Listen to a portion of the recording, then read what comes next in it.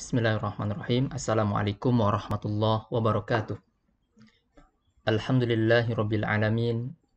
Wassalatu wassalamu ala asyrafil anbiya'i wal mursalin. Nabiyyina Muhammadin wa ala alihi wa sahbihi ajma'in wa man tabi'ahum bi ihsanin ila yaumiddin. Ikhwani rahimakumullah. Insyaallah pada kesempatan ini kita akan melanjutkan kajian kita atau pelajaran kita pada bab haji. Kemarin kita sudah membahas tentang macam-macam haji. Yang pertama adalah haji ifrad, yang kedua adalah haji qiran, yang ketiga adalah haji tamattu. Anak-anak juga sudah paham apa itu haji ifrad, haji qiran, dan haji tamattu. Namun saya akan mengulangi sedikit tentang tamattu. Biasanya orang Indonesia menunaikan haji ke Baitullah atau ke Baitul Haram itu dengan cara tamattu. Ya. Tamattu itu dia niat ihram dan umroh. Berangkat mungkin bulan Syawal, bulan Zulqa'dah, kemudian masuk ke bulan Zulhijjah. Ketika orang lain haji, maka dia juga akan melaksanakan haji. Ini namanya haji tamattu. Tamattu itu bersenang-senang, jadi bisa sambil berziarah, bisa sambil beribadah lama-lama di kota Nabi maupun di kota kelahiran Nabi Shallallahu Alaihi Wasallam. Taib. Pada kesempatan ini kita akan membahas tentang mawaqit. Mawaqit itu apa? Yaitu tempat-tempat di mana seseorang akan melaksanakan haji atau bisa disebut niat haji di sini. Maka ada tempat di sini kita akan mengenal ada namanya mikot zamani atau waktu. Yang kedua adalah mikot makani atau mikot makani disebut dengan tempat diwajibkannya untuk niat ihram dengan memakai kain ihram. Taib. Saya bacakan idza wasalal muslim ilal miqat. Ketika seorang muslim akan menunaikan haji kemudian sampai kepada miqat. Miqat yang dimaksud dengan miqat di sini ada 5, ada 5. Nah, ini dia. Jadi kalau misalkan orang Indonesia biasanya di sini nih, lam-lam. Ini namanya miqat. Jadi sebelum kita akan ke Mekah, Makkah Mukarramah ini, maka orang Indonesia itu di sini nih miqatnya. Dulu. Kalau dulu kan pakai kapal melalui Laut Merah kemudian sampai di sini di Ethiopia sampai berbulan-bulan di zaman dulu. Kemudian ada juga namanya Juhfah. Nah, ini bagi orang-orang Madinah, orang-orang sini, daerah sini, maka melaksanakan miqatnya atau ihramnya di Juhfah. Kemudian ada di Jeddah. Nah, ini orang-orang di sini bisa di Jeddah, bisa di Juhfah, bisa di Yalamlam. Kemudian ada Zatu Irkin. Zatu Irkin. Jadi orang-orang yang ada di sebelah di sini berarti dia miqatnya di Zatu Irkin. Ada juga namanya Qarnul Manazil. Ada Zulhulaifah, ada Madinatul Munawwarah, nanti biasanya di Bir Ali. Nah, ini adalah miqat. Tempat di mana seseorang ingin melaksanakan haji, maka dia tidak boleh berangkat dulu sebelum dia berniat ihram di mana di tempat-tempat ini. Orang Indonesia misalnya lam-lam dan seterusnya. Baik. Kembali lagi ya. Nah, jadi miqat itu disunahkan sebelum ihram di miqat ini, di tempat ihram ini disunahkan kepada orang yang berhaji atau berumroh untuk apa? An yagtasila wa yutiba badanihi. Jadi disunahkan untuk mandi kemudian memakai wangi-wangian. Li'annahu sallallahu alaihi wasallam idagtasala inda ihramihi. Karena Nabi sallallahu alaihi wasallam yaitu igtasala inda ihramihi. Igtasala itu igtasala yang disusul berarti mandi. Jadi Nabi sallallahu alaihi wasallam mandi sebelum ya ketika akan melaksanakan ihram. Wali qauli Aisyah radhiyallahu anha kuntu atibu Rasulullah li ihramihi qabla an yahrum. Jadi Nabi Shallallahu alaihi wasallam memakai wangi-wangian ya untuk melaksanakan ihram ya, untuk ihram, untuk niat haji ya, qabla an yahrum, sebelum berihram. Wa yastahibbu lahu aidan taqlimu adzafiruhu. Kemudian disunahkan bagi yang akan melaksanakan haji atau taklimul azafir. Taklim itu bisa memotong gitu ya, motong kuku. Azafir itu jamak dari zafrun. Wa halqu anatihi wa ibtihi. Jadi memotong bisa bulu-bulu yang ada di bawah-bawah yang tidak kelihatan ya.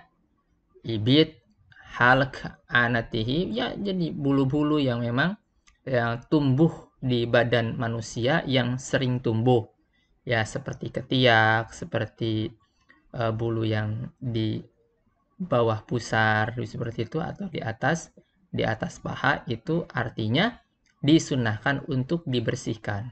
Wal mawaqitu hiya. Nah, ini tadi sudah Ustaz sebutkan bahwa mawaqit, tempat-tempat haji itu yang pertama adalah Dzul Hulaifah.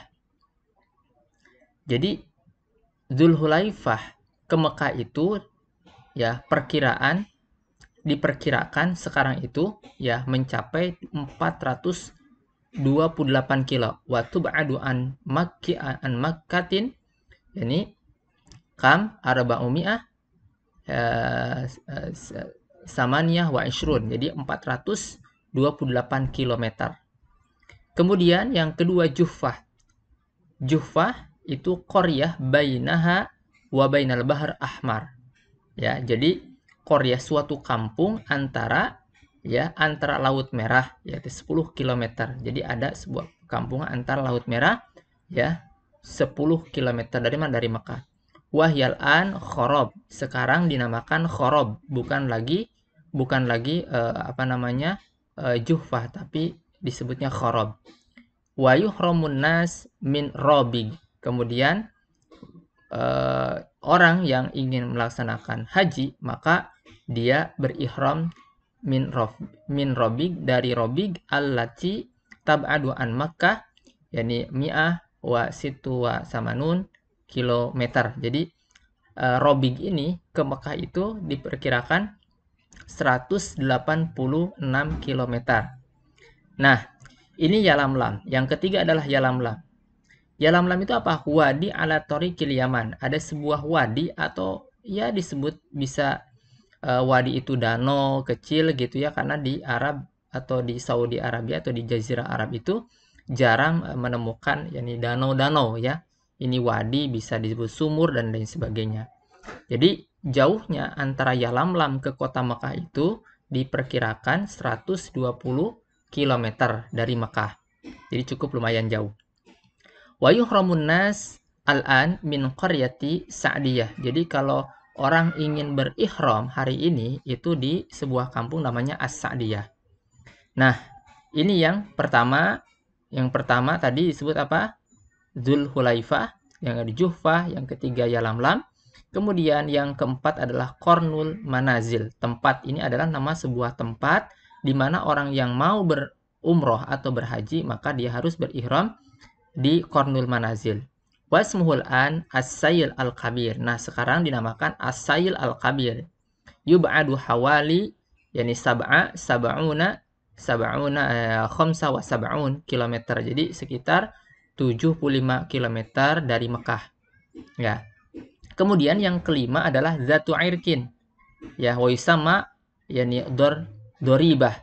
Ya ba'ad yani mi'ah kilometer yani an Makkah. Jadi sekarang dinamakan ad ad-doribah. Jadi 100 kilometer an Makkah. Wa huwa mahjurul an la yamuru alaihi tariq. Tapi sekarang itu susah ya dilalui untuk jalan di sana. Taib ini adalah mikot. Jadi mikot itu adalah tempat di mana seorang yang akan menunaikan haji dan umroh, maka dia harus melalui ini, kemudian sembari menggunakan kain ihram. Itu disunahkan tadi apa? Tatib, kemudian taklimul azafir, kemudian memakai baju ihram. Nah, namun perlu diperhatikan oleh semuanya. Hadhil mawaqit liman marra 'alaiha. Tempat ini ya bagi yang melewatinya. Min aliya au min ghairihim.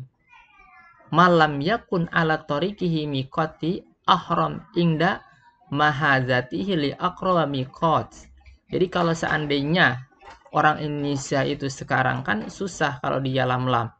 Berarti langsung ke dekat Madinah atau di Jeddah ya, di Jeddah. Maka mikotnya bisa di Jeddah. Kemudian ada di misalkan naik pesawat ya, kemudian ke Madinah. Maka kalau di Madinah maka ya Dzulhulaifah ya Dzulhulaifah. Maka tempat ini bagi orang yang melaluinya, bagi orang yang melalui tempat-tempat ini maka dia harus berihram ya, sama dengan orang Indonesia dia berihram dulu misalkan di Yalamlam. Tapi bagaimana sekarang dengan kondisi pakai pesawat sedangkan turunnya di Madinah atau di Jeddah? Maka disebutkan di sini tanbih, diperhatikan bahwa ihram itu di mana tempat dia terdekat ya. Mangkana dakhilu hudud mawaqit ka ahli Jeddah wa Makkah fa innahu yahrum min makanihi.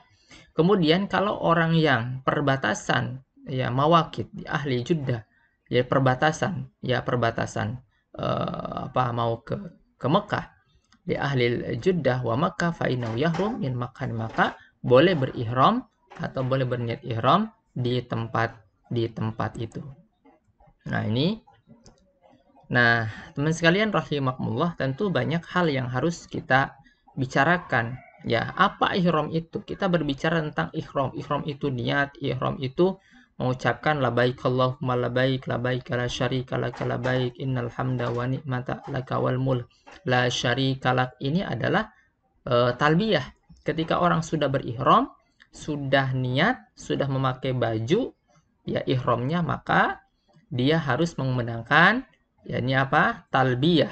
Labbaik Allahumma labbaik, labbaik la syarika lak labbaik, innal hamda wan ni'mata laka wal mulk la syarika lak. Nah, di tahun ini ikhwan fillah rahimakumullah, itu hampir seluruh Indonesia di lockdown atau tidak bisa masuk ke kota Mekah. Subhanallah. Ya. Jadi orang-orang seluruh Indonesia tidak bisa melaksanakan haji. Namun mudah-mudahan ke depan, tahun depan bisa melaksanakan ibadah haji dalam keadaan baik. Nah, sebelum mengakhiri pelajaran tentang haji ini, Ustadz ingin mengulang tentang ihram, ya, ihram. Ihram itu yalbisu dzakar libasal ihram wa huwa izar warida. Jadi kalau laki-laki menggunakan kain ihram itu izar itu bisa sarung, warida itu ya yang di atasnya begitu, ya, yang di atasnya ada dua helai. Wa yastahibu an yalbisa na'lain. Disunahkan untuk menggunakan dua na'lain, dua sendal. Nah ini, jangan pakai sepatu ya. Nah ini namanya rida, yang di atasnya rida, yang di sini izar. Boleh nggak Ustadz menggunakan gesper sabuk ini boleh ya, boleh, tapi jangan sampai gesper yang berjahit. Yang penting jangan berjahit semuanya ya. Ini libasul ihram lidzakar, lidzakar. Jadi boleh pakaian ihram itu seperti ini, hanya 2 helai, kemudian disunahkan memakai apa? Memakai sendal. Nah ini, liqouli sallallahu alaihi wasallam liyahruma ahadukum fi izari waridai wa na'lain.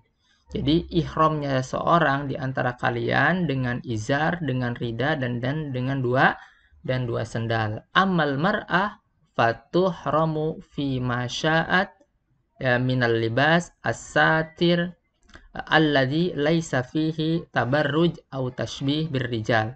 Jadi kalau perempuan itu ya kalau perempuan itu kalau ingin berihramnya itu yaitu menggunakan libas yang menutup aurat, yang tidak tabarruj. Apa tabarruj itu? Tabarruj itu ya seolah-olah dia pakai baju tapi kelihatan bentuknya, ininya kelihatan, namanya tabarruj. Au tashbih.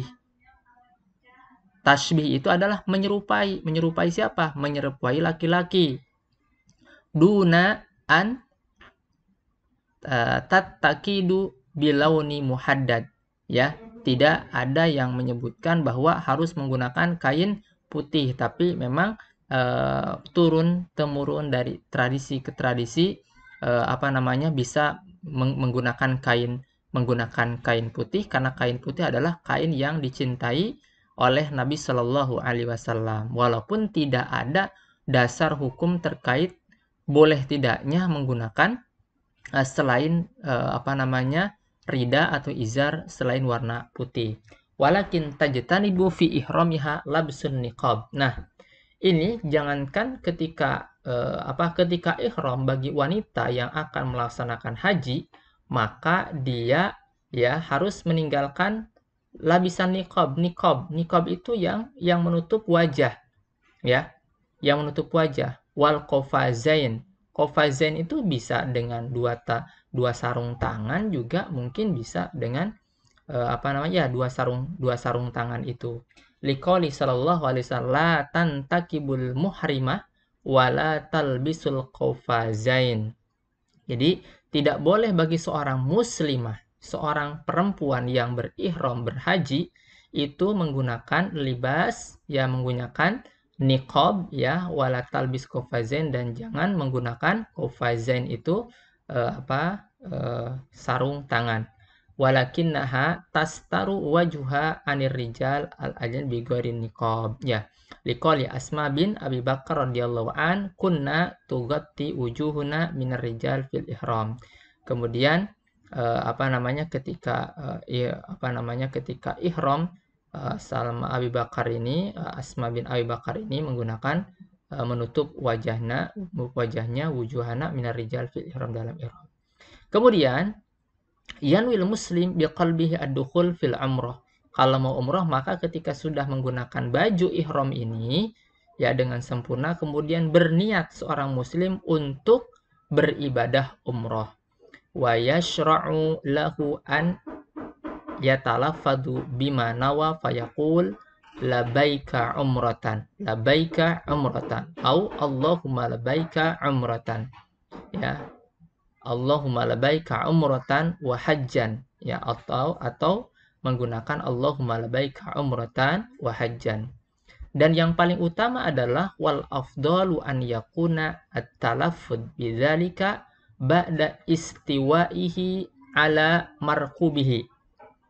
Jadi yang paling afdal itu turun dulu dari kendaraannya, kasayara wanahu, turun dulu, kemudian talbiyah ya, kemudian talbiyah, kemudian melanjutkan perjalanan, misalkan di Jufah, di mana di tempat-tempat mikot itu menuju Mekah dengan mengucap labbaik Allahumma labbaik labbaika la syarika laka labbaik innal hamda wan ni'mata laka wal mulk la syarika lak, dan seterusnya ya, karena misalkan perjalanan Madinah ke Mekah itu yang membutuhkan sekitar 6 jam ya, sekitar 6 jam.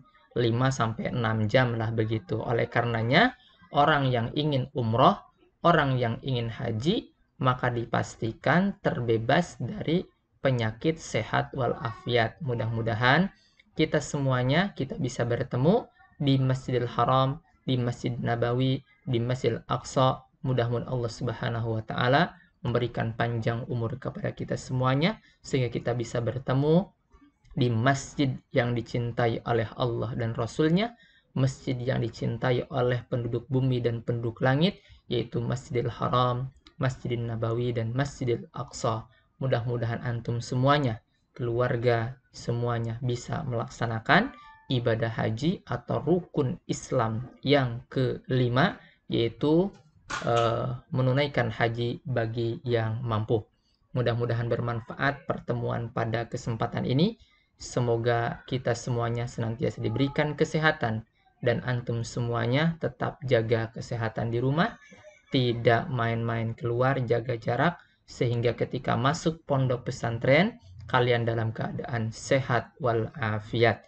Kita doakan mudah-mudahan keberkahan, keselamatan selalu ada pada kita semuanya, kepada antum, kepada para asatid yang ada di pondok pesantren Istiqomah, dan juga para keluarga, ayah, ibu kalian yang ada di rumah. Semoga Allah Subhanahu wa taala melindungi kita bersama. Hadanallahu wa iyyakum ajma'in. Wassalamualaikum warahmatullahi wabarakatuh.